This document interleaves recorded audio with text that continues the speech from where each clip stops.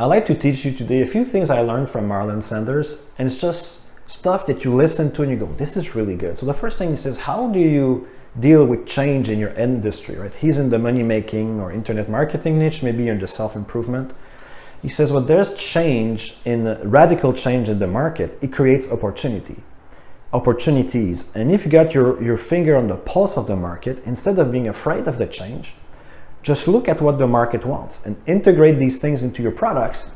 And that way you will thrive. And most of your competitors are afraid of that. So one example is, so everything is AI, right? So Anthony Robbins, the great motivation guru, he created Tony Robbins AI.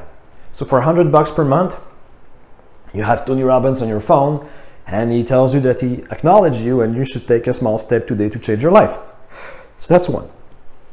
The second one is really interesting. I think it's more specifically for people who are in the selling information niche.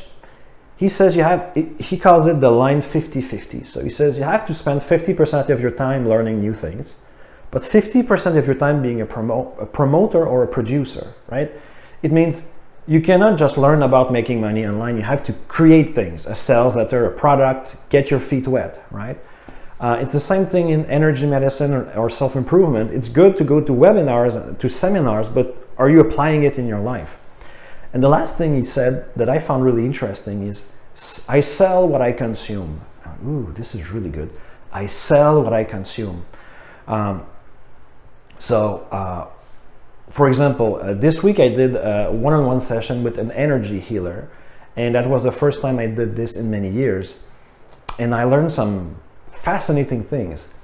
And instead of trying to be perfect and wait for a year before teaching it, I'm just going to give it to you in a few days in a video. So the 3 ideas I'd like to give you today is, I sell what I consume.